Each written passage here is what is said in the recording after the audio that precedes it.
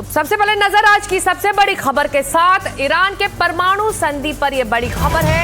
परमाणु अप्रसार संधि से बाहर आ सकता है ईरान। एनपीटी से हटने पर विचार कर रहा है ईरान, ऐसे सूत्रों के हवाले से खबर सामने आ रही है। ये कदम अमेरिका और इजरायल की ओर से ईरान के परमाणु ठिकानों पर किए गए हमलों के बाद उठाया जा रहा है। ईरान की संसद समेत कई देश के एनपीटी से बाहर निकलने के मुद्दे पर गंभीरता से समीक्षा कर रहे हैं। रिपोर्ट में आगे कहा गया है कि ईरान में अब यह बात पुख्ता होती जा रही है कि नॉन प्रोलिफरेशन ट्रीटी में बने रहने का अब कोई औचित्य नहीं बचा।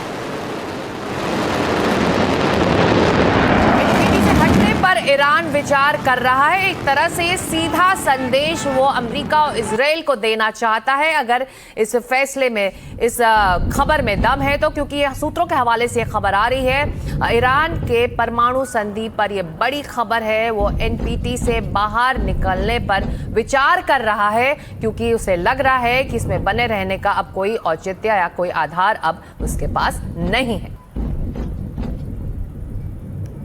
तो परमाणु ठिकानों पर हुए हमले के बाद ये बड़ा फैसला ईरान करता दिखाई दे रहा है। हालांकि सूत्रों से खबर आ रही है। सीधे चलते हैं राजीव रंजन के पास जो जुड़ रहे हैं न्यूज रूम से।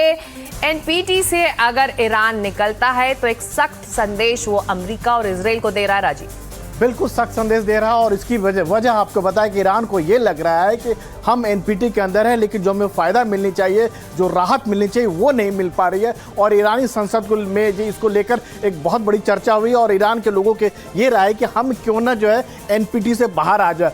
और एनपीटी जो है परमाणु अप्रसार संधि को कहा जाता है कि अगर ईरान बाहर आता है तो इसका सबसे बड़ा फायदा ये होगा कि ईरान जो है परमाणु बम बनाने का ऐलान कर सकता है। उसके अंदर एक ताकत आ जाएगी और दुनिया का कोई भी देश जो है उस पर हमला करने से पहले कई बार सोचेगा। हालांकि अमेरिका और इजराइल भी परमाणु के एक संपन्न देश है। अमेरिका तो बाकायदा ऐलान कर चुका है, लेकिन ईरान न तो पुष्टि करता है और न ही इस बात को कंफर्म करता है, इनकार करता है कि वो परमाणु ये हथियार से लैस है। तो एनपीटी से बाहर ईरान की बात इस कारण हो रही कि इस मुद्दे पर बहुत गंभीरता से विचार कर रहा है कि एनपीटी में होने के बावजूद जो उसको फायदा मिलनी चाहिए, जो उसको राहत मिलनी चाहिए, जो उस पर सैंक्शन नहीं लगना चाहिए, वह भी सैंक्शन लगा हुआ है। इस वजह से ईरान इस बात को गंभीरता से विचार करे कि क्यों ना हम एनपीटी से बाहर आ जाए। वैसे भी इस बात सबको दुनिया को पता है कि ईरान जो है परमाणु बम बनाने से बहुत ज़्यादा दूर नहीं है और अगर इस बात को ऐलान कर देता है तो अपने आप में बहुत बड़ी बात होगी।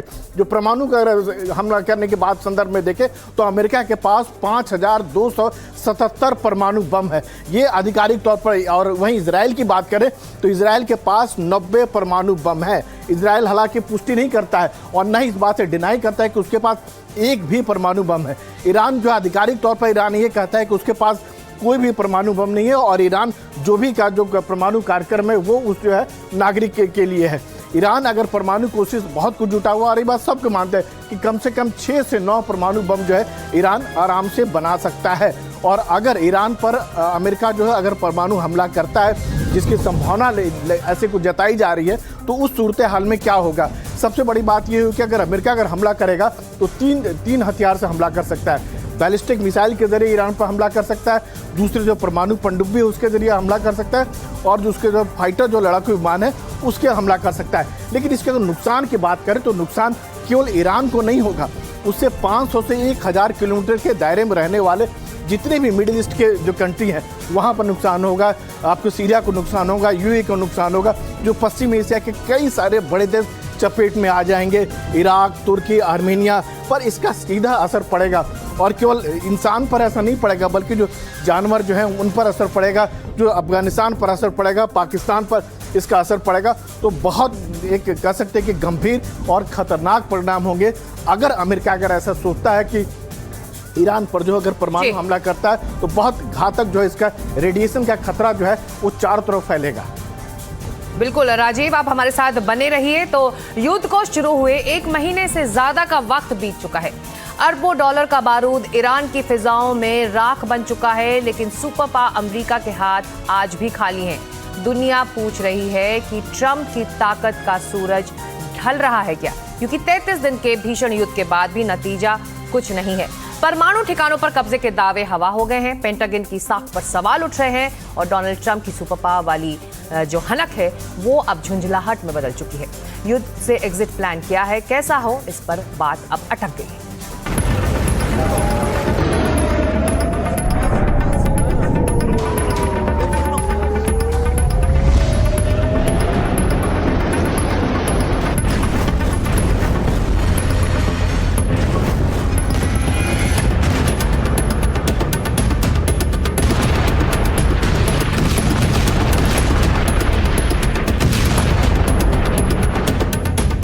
ट्रंप की इन ताजा धमकी ने उन पुराने जख्मों को हरा कर दिया जिसकी शुरुआत 2025 में हुई थी।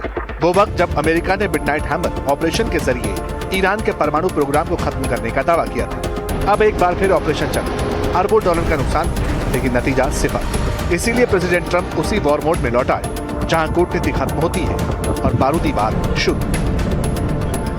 They are decimated right now. They're going to give up nuclear weapons. They're going to give us the nuclear dust. They're going to do everything that we want to do, and you know what? They're going to go on and maybe have a great country again.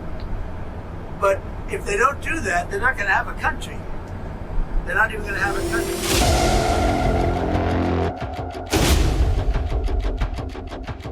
लेकिन सवाल यह है कि क्या America उस विध्वंसक खजाने तक पहुंच पाएगा जिसे ईरान ने जमीन के 7 पर्दों के नीचे छिपा रखा है? क्या अमेरिका के कमांडोज असंभव को संभव करने के लिए तैयार हो चुके हैं? वॉल स्ट्रीट जर्नल की रिपोर्ट कहती है ईरान का 450 किलोग्राम संवर्धित यूरेनियम हासिल करने के लिए ट्रंप ग्राउंड ऑपरेशन को ग्रीन सिग्नल दे सकते हैं। रिपोर्ट कहती है कि ट्रंप ने अमेरिका में अपने साथियों को बता दिया है कि तेहरान किसी कीमत पर परमाणु बम बनाने वाला यूरेनियम नहीं रख सकता। ट्रंप ने चेतावनी देते हुए कहा है अगर तेहरान न्यूक्लियर मटेरियल नहीं देता तो फिर उसे जबरदस्ती हासिल करना ही होगा। इसके अलावा कोई और ऑप्शन नहीं। जाते जाते ईरान को तबाह करने की धमकी। I would only say that we're doing extremely well in that negotiation, but you never know with Iran because we negotiate with them and then we always have to blow them up, whether it's the B-2 bombers or just terminating, as an example, the Iran nuclear deal done by Barack Hussein Obama, probably the worst deal we've ever done as a country, one of the dumbest deals we've ever done. But I terminated it, fortunately, otherwise right now they'd have a nuclear weapon. Trump बिना लाग लपेट अपनी बात रखते हैं और उसकी वजह भी हो सकता है उन्हें उस ऑपरेशन की डिटेल्स दे दी गई हो जिनमें यह बताया गया कि ईरान से यूरेनियम आखिर लाना कैसे है। सीबीएस समेत कुछ मीडिया रिपोर्ट्स कहती हैं अमेरिका में एक ऐसी जगह है जहां दशकों से ईरानी पहाड़ों के नीचे मौजूद सुरंगों में घुसने की ट्रेनिंग चल रही है। लास वेगस से करीब 107 किलोमीटर दूर रेगिस्तान में नवादा नेशनल सिक्योरिटी साइट नाम का एक विशाल ट्रेनिंग ग्राउंड है। रिपोर्ट्स है कि यहाँ पी टनल नाम की एक असली परमाणु परीक्षण सुरंग है जो जमीन से 900 फीट नीचे है। रिपोर्ट्स तो इस तरह की भी हैं कि अमेरिका ने अपने कुछ साइट्स पर ईरान के नतांज और इस्फहान जैसे दिखने वाले नकली बंकर्स और सुरंगें भी बना रखी हैं। इजराइल और अमेरिका लंबे समय से कह रहे हैं कि हमें ईरान को किसी भी कीमत पर न्यूक्लियर बम नहीं बनाने देना है। पिछले साल के युद्ध में अमेरिका ने बाकायदा इस्फहान, नितांज और फोर्दो के ऊपर जो उसकी न्यूक्लियर साइट है उस पर अटैक किए थे, लेकिन उसका बताया गया कि जो यूरेनियम था वो शायद उन्होंने पहले से हटा लिया था। अब ये समझ में नहीं आता कि CIA ने, मोसाद ने शायद कोई इंफॉर्मेशन दी हो कि न्यूक्लियर एनरिच्ड यूरेनियम कहाँ पर रखा हुआ है। दुनिया को मालूम है कि अमेरिका के पास स्पेशल फोर्सेस हैं जो दूसरे देश जाकर ऑपरेशंस को अंजाम देती हैं। नेवी सील से लेकर डेल्टा फोर्सेस तक, ओसामा से लेकर मादुरो तक सब कुछ जल्दी निपटा दिया। लेकिन इस बार कितना वक्त लगेगा? क्या 1 घंटे में सारा यूरेनियम बाहर आ जाएगा? रिपोर्ट्स कहती हैं ईरानी न्यूक्लियर साइट्स को सिक्योर करने में घंटे नहीं बल्कि कई दिनों का वक्त लग सकता है। ऐसा इसलिए क्योंकि खबरें हैं कि ईरान ने अपने संवर्धित यूरेनियम को अलग अलग जगह छिपा रखा है। ईरान का करीब आधा संवर्धित यूरेनियम इस्फहान में है, बाकी इस्फहान से 70 मील दूर नतांज में छिपा हो सकता है। इसके अलावा IAEA को लगता है कि ईरान ने कुछ संवर्धित यूरेनियम नतांज के पास पिकैक्स पहाड़ों के नीचे न्यूक्लियर फैसिलिटी में छिपा दिया है। अब इन सभी जगहों से संवर्धित यूरेनियम को निकालने के लिए अमेरिका को कई ऑपरेशन चलाने होंगे, अलग टीम बनानी होगी, कोऑर्डिनेशन चाहिए होगा और ये सब टाइम टेकिंग प्रोसेस है।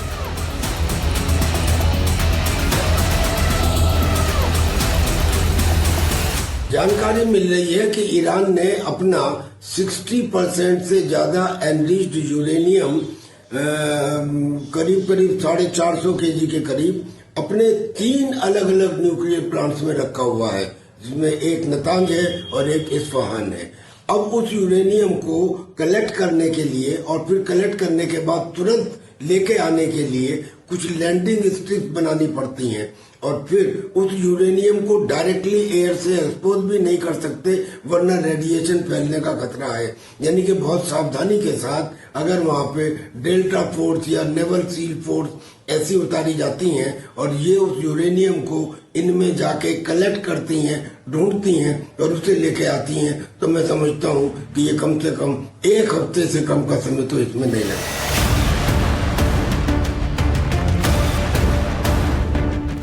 सवाल तो यह भी है कि ऐसे ऑपरेशंस को अंजाम देने के लिए कितने सैनिकों की जरूरत होगी और वो कौन सी डिवीजन है जो इस टास्क में हिस्सा ले सकती है। सीबीएस की रिपोर्ट कहती है ऑपरेशन ईरान यूरेनियम के लिए कम से कम 1000 सैनिकों की जरूरत होगी। यूएस आर्मी रेंजर्स इस ऑपरेशन को लीड कर सकते हैं। बताया जाता है कि स्पेशल फोर्सेस के साथ 75वीं रेंजर रेजिमेंट यूरेनियम निकालने की ड्रिल कर चुकी है। इसमें सैनिकों ने एक डमी अंडरग्राउंड न्यूक्लियर फैसिलिटी पर कब्जा करने और वहां से रेडियो एक्टिव मटेरियल को सुरक्षित बाहर निकालने की प्रैक्टिस की थी। हालांकि एयर सपोर्ट के लिए 82वीं एयरबोर्न डिवीजन का रोल भी अहम होगा, क्योंकि ड्रोन और मिसाइलों को इंटरसेप्ट करना भी होगा। और ईरान तो अब लगातार कह रहा है कि वो अमेरिका के साथ अपनी शर्तों पर युद्ध खत्म करेगा। अगर परमाणु अप्रसार संधि की सदस्यता केवल कागज पर लिखी हुई बात है और हमें इससे उत्पन्न अधिकारों का उपयोग करने की अनुमति नहीं है, बल्कि हम पर हमले किए जाते हैं या हमारे साथ अन्यायपूर्ण व्यवहार किया जाता है, तो सदस्य होने का क्या लाभ है। हम अभी भी इस संधि के सदस्य हैं और जब तक हम सदस्य हैं, हम निश्चित रूप से इसके दायित्वों के लिए प्रतिबद्ध रहेंगे। ईरान ने कभी भी परमाणु हथियार नहीं मांगे हैं और न ही वो परमाणु हथियार हासिल करने की कोशिश कर रहा है।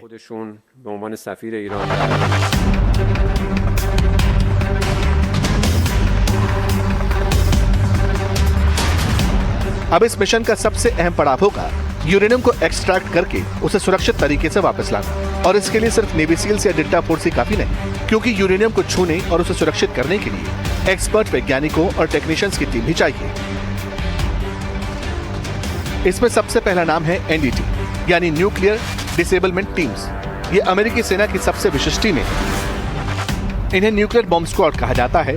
इनका काम ही दुश्मन के परमाणु ठिकानों में घुसकर उन्हें निष्क्रिय करना होता है। माना जाता है कि एनडीटी दुनिया की इकलौती ऐसी टीम है जो एक्टिव वॉर जोन में से भी न्यूक्लियर मटेरियल को हैंडल कर सकती है। इसके बाद है नेस्ट, यानी न्यूक्लियर इमरजेंसी सपोर्ट टीम। ये अमेरिकी ऊर्जा विभाग की एक सीक्रेट टीम है जिसमें टॉप लेवल के न्यूक्लियर साइंटिस्ट होते हैं। ये लोग तय करते हैं कि यूरेनियम को किस बक्से में और कैसे ले जाना है। रिपोर्ट्स के मुताबिक अत्यधिक एनरिच किया गया यूरेनियम संभवतः 40 से 50 स्पेशल सिलेंडरों में मौजूद हो सकता है, जो स्कूबा टैंक से मिलते जुलते हैं। किसी तरह की दुर्घटना से बचने के लिए सिलेंडरों को एक खास तरह के डिब्बे यानी ट्रांसपोर्टेशन कास्क में रखने की जरूरत होगी। एक्सपर्ट्स मानते हैं कि इन यूरेनियम वाले टैंक्स को पहले ट्रकों के जरिए स्पेशल सिक्योरिटी में कंटेन करना होगा, क्योंकि यूरेनियम से रेडिएशन लीक होने का खतरा हो सकता है।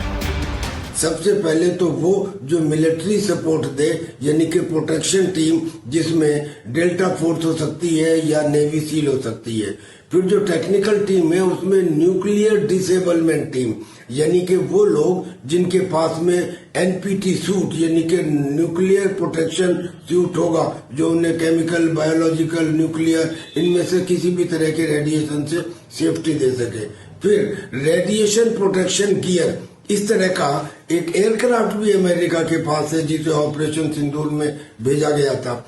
और उसके साथ साथ फिर उनके पास कोई ना कोई एक रिप्रेजेंटेटिव, या तो एक अच्छा साइंटिस्ट या इंटरनेशनल एटॉमिक एनर्जी एजेंसी का कोई रिप्रेजेंटेटिव साथ में होना चाहिए। और इसके बाद यूरेनियम को ईरान से बाहर ले जाने के लिए एक हवाई एरिया को सिक्योर करना होगा। अगर आसपास कोई हवाई स्ट्रिप मौजूद नहीं है तो उसे तैयार करना होगा, ताकि पहले इसे हेलीकॉप्टर्स या दूसरे विमान के जरिए बेस तक पहुंचाया जाए और फिर ट्रांसपोर्ट विमान के जरिए उसे अमेरिका ले जाया जाए। लेकिन ईरान के जज्बे को देखते हुए इस यूरेनियम को हासिल करना फिलहाल आसान काम नहीं लगता।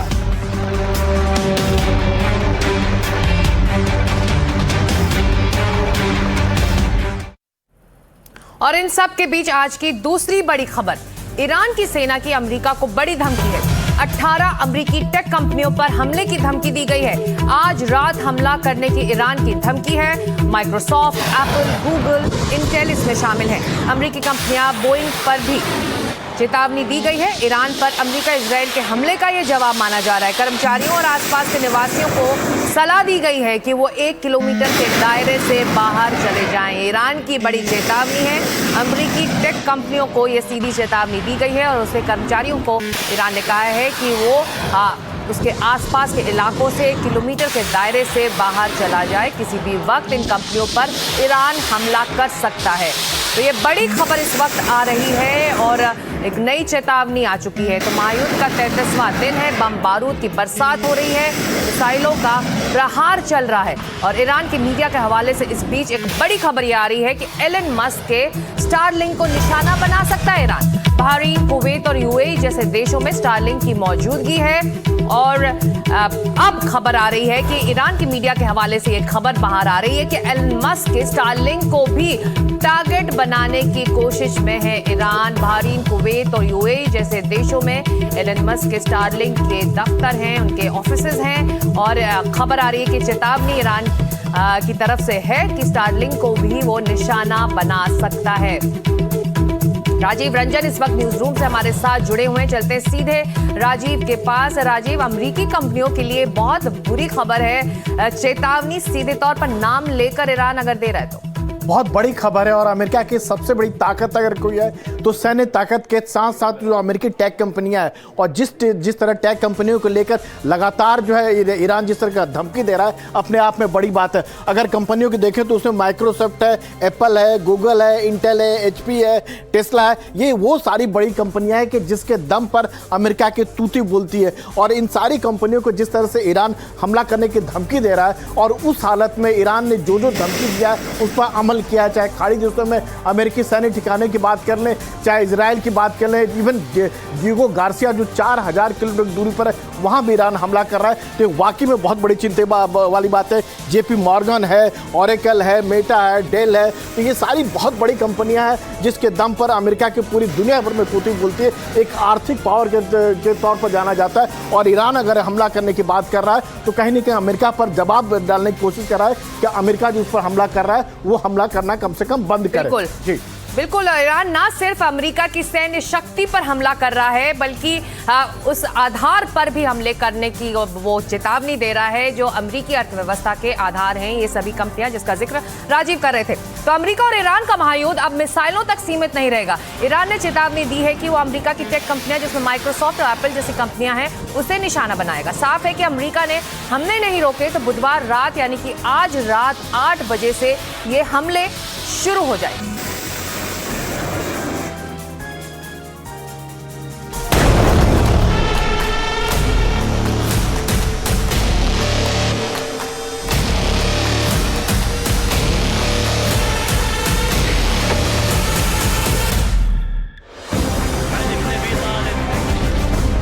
ईरान अमेरिका इजराइल के महायुद्ध में अब वो मोड़ आ सकता है जो सीधे सीधे अमेरिका को बैकफुट पर ला सकता है। ईरान ने एक ऐसा घातक कदम उठाने का ऐलान कर दिया है जो ट्रंप के सारे सपने को चकनाचूर कर देगा। ईरान का प्लान अगर सफल हो गया तो ये ट्रंप और नेतन्याहू के लिए न सिर्फ सबसे बड़ा झटका होगा बल्कि पश्चिमी एशिया पर अमेरिका की जो पकड़ बनी हुई है वो पूरी तरह से कमजोर या खत्म हो सकती है।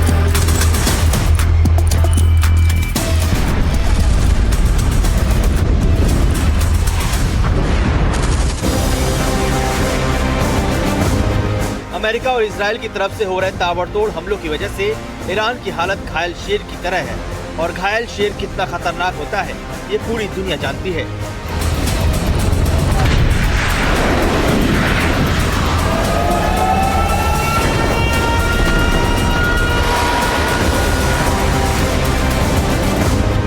ईरान ने ऐलान किया है कि अब वह पश्चिमी एशिया में अमेरिका की टेक कंपनियों को निशाना बनाएगा। IRGC ने 18 अमेरिकी टेक्नोलॉजी कंपनियों के खिलाफ चेतावनी जारी की है जिनमें माइक्रोसॉफ्ट, एप्पल, गूगल, इंटेल और बोइंग जैसी बड़ी कंपनियां शामिल हैं। ईरान की धमकी से साफ है कि युद्ध अब मिसाइलों तक सीमित नहीं रहेगा बल्कि डेटा और नेटवर्क तक भी पहुंचेगा। सबसे पहले आपको बताते हैं कि ईरान की तरफ से टेक कंपनियों पर हमले को लेकर जो चेतावनी जारी की गई है उसमें क्या वार्निंग दी गई। अमेरिका और इजराइल की तरफ से आतंकी ऑपरेशनों के जवाब में अमेरिकी टेक कंपनियों को टारगेट किया जाएगा। अमेरिका की कंपनियां हमले की योजना बनाने और उन्हें अंजाम देने में अहम भूमिका निभाती हैं। अमेरिका और इजराइल की तरफ से जो हमले होंगे उसके जवाब में इन कंपनियों से संबंधित सुविधाओं पर हमला किया जाएगा। कंपनी के कर्मचारियों और दूसरे लोगों के लिए चेतावनी है कि कंपनी के आसपास और 1 किलोमीटर के दायरे में रहने वाले लोग यहां से बाहर निकल जाएं।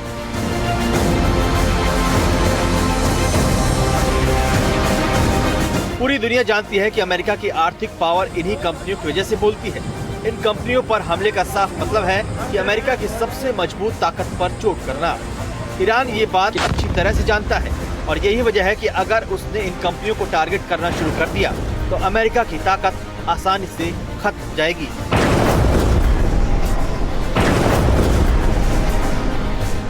युद्ध में सबसे बड़ी बात यह है कि ईरान ने जो भी बातें कही हैं या चेतावनी दी है उस पर अमल जरूर किया है।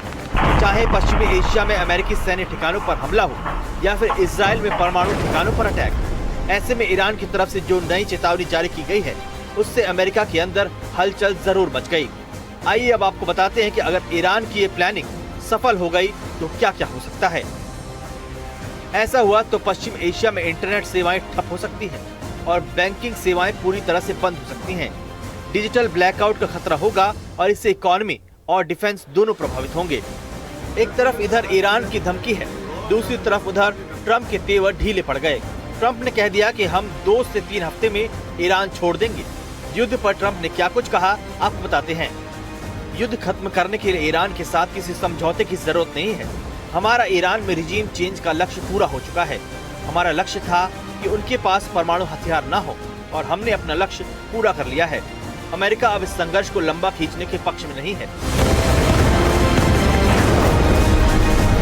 एक तरफ ईरान की धमकी है तो दूसरी तरफ ट्रंप का सरेंडर मोड। ऐसे में देखना होगा कि ट्रंप के तेवर ढीले पड़ने के बाद ईरान का एक्शन क्या होता है। लेकिन बीते 33 दिनों में ईरान की धमकी को देखें तो ऐसा मुश्किल लगता है, क्योंकि ईरान ने जो कहा है वो करके भी दिखाया है और अगर ऐसा हो गया तो अमेरिका की कमर टूटनी लगभग तय है। Bureau report, NDTV India.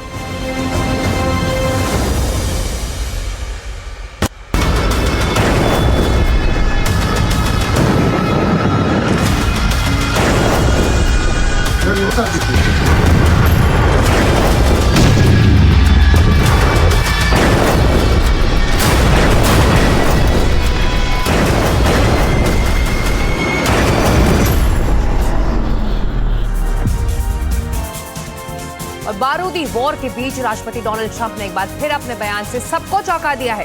Trump का दावा है कि अमेरिका अगले 2 से 3 हफ्तों में ईरान से निकल जाएगा। इतना ही नहीं, डोनाल्ड ट्रंप ने यह भी कहा है कि अब उन्हें स्ट्रेट ऑफ हॉर्मुज से कोई लेना देना नहीं है। कल राष्ट्रपति ट्रंप अमेरिका को संबोधित भी करेंगे, जिसकी पूरी दुनिया की नजर है। उधर ईरान के राष्ट्रपति ने अमेरिका से बातचीत की बात कही है। हालांकि उन्होंने ये भी कहा कि ईरान पर दोबारा हमला ना होने की गारंटी मिले। ईरान के विदेश मंत्री भी अमेरिका से डायरेक्ट मैसेज मिलने की बात कह रहे हैं। तो महायुद्ध में आगे क्या होने जा रहा है, आज इसी पर हम विस्तार से आपको बताएंगे।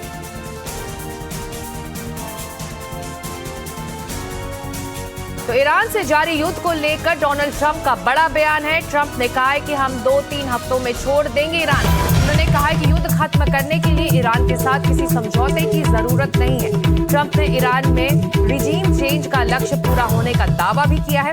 डोनाल्ड ट्रंप ने कहा है कि हमारा लक्ष्य था कि उनके पास परमाणु हथियार ना हो और हमें अपना लक्ष्य हमने पूरा कर लिया है। राष्ट्रपति ट्रंप ने कहा कि अमेरिका अब इस संघर्ष को लंबा खींचने के पक्ष में नहीं है। ये बड़ा बयान आया है राष्ट्रपति डोनाल्ड ट्रंप का कि ईरान से जंग के बीच ये बयान आ रहा है कि वो लंबा इस जंग को खींचने के पक्ष में नहीं।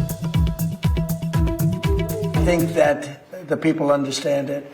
We'll be leaving very soon, and if France or some other country wants to get oil or gas, they'll go up through the Strait and Hormuz Strait. They'll go right up there and they'll be able to fend for themselves. I think it'll be very safe, actually, but we have nothing to do with that. What happens to the Strait, we're not going to have anything to do with, because these countries, China will go up and they'll fuel up their beautiful ships and they'll leave and they'll take care of themselves. There's no reason for us to do it.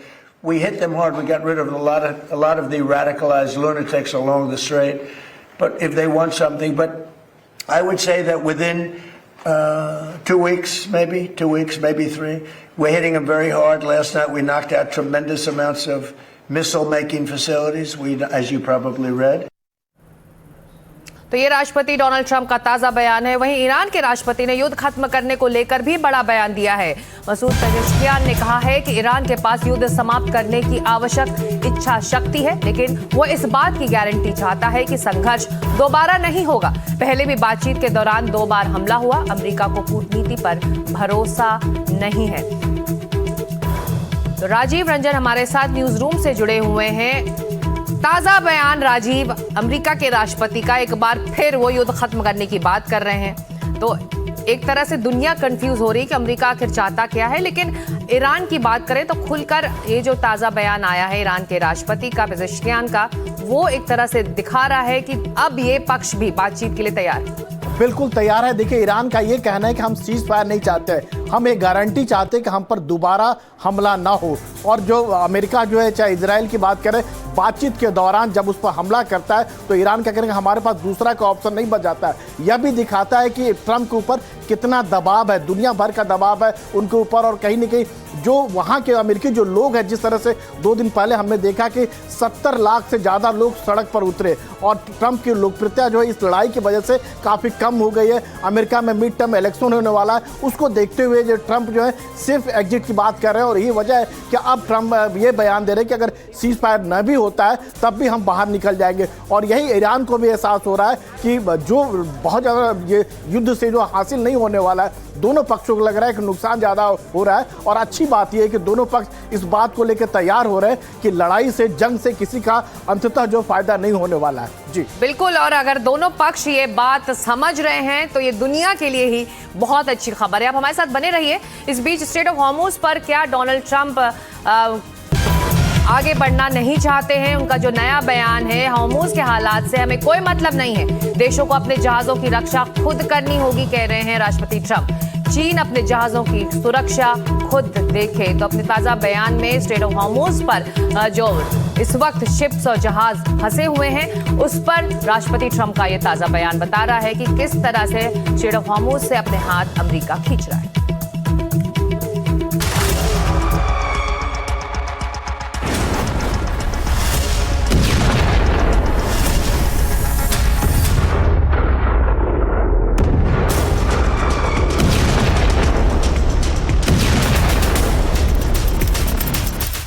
समंदर में 3 kilometre लंबा एक हिस्सा जिसने दुनिया की महाशक्ति, सबसे ताकतवर देश को उलझा कर रख दिया है। 1 महीने बाद भी होर्मुज की चक्रव्यूह में अमेरिका से लेकर इजराइल तक जूझ रहे हैं। होर्मुज पर ट्रंप की सारी धमकियां धरी की धरी रह गई हैं। और अब खबर आई है कि होर्मुज पर ट्रंप यू टर्न मारने की तैयारी में। सबसे पहले ट्रंप की ताजा धमकी आपको दोबारा सुनवाते हैं, जिसमें उन्होंने ईरान को पूरी तरह से बर्बाद करने की धमकी दी। उन्होंने लिखकर धमकाया कि अगर होर्मुज स्ट्रेट को तुरंत व्यापार के लिए नहीं खोला गया तो हम ईरान में अपने विशेष सेंटर को, उनके सभी बिजली उत्पादन सेंटर, तेल कुएं, खार्क द्वीप को, पीने के पानी के प्लांट को उड़ाकर पूरी तरह से नष्ट करेंगे, जिन्हें हमने अभी तक जानबूझकर छुआ नहीं है। ये ट्रंप की होर्मुज खोलने के लिए दी गई सबसे ताजा धमकी है। लेकिन इसी धमकी के कुछ घंटों बाद ही अमेरिका की वॉल स्ट्रीट जर्नल की रिपोर्ट सामने आती है, जिसके मुताबिक ट्रंप ने अपने सहयोगियों से कहा है